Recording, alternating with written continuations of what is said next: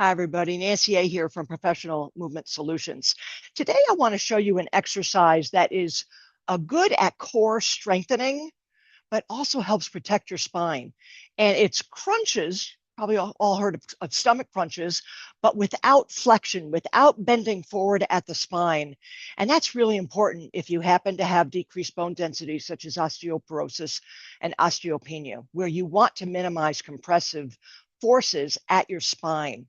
Okay. And they can increase when we bend forward. That's what flexion is, this bending forward. We want to try to avoid that at all possible. But then how can you strengthen our abdominal muscles yet not flex? And we can. And we can. And I'm going to show that to you today.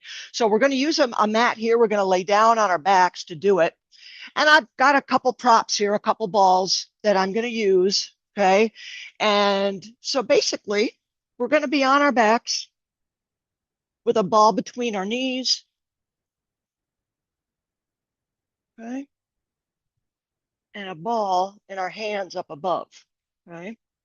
So it starts like this. Okay. Do you need a ball? No, but it can be fun. All right. So knees can be bent. That is easier than up here. Okay. It's just a longer lever arm with the legs straight. But what we're going to do here is start with extremities straight up and think of the H's, the head and the hips. We want to keep them down. That's what saves our spine from compressive forces. So it looks like this. I'm literally just trying to bring my arms to my legs and my legs to my arms and then back to that starting position.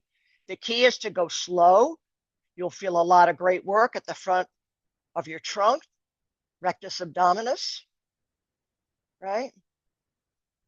And it's just a repeat of that. Notice my head is down and my hips are staying down, okay? So that's what it's about, okay?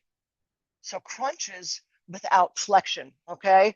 And I would be remiss if I didn't show you what really you want to try to avoid with osteoporosis and osteopenia, and that is called loaded flexion. Loaded meaning my weight is over my spine, and now I'm only resting on my spine in a small segment of that, and that increases the compression dramatically in the area that is touching the mat.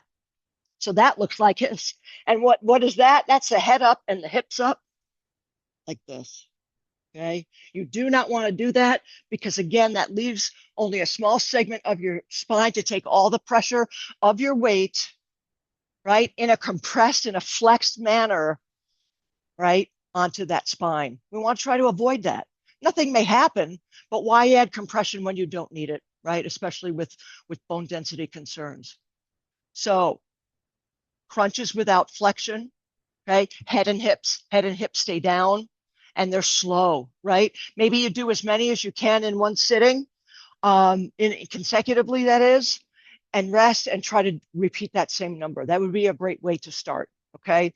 Certainly, if there's any joint pain, stop and consult your movement professional about that, okay? Any questions, reach out and keep moving.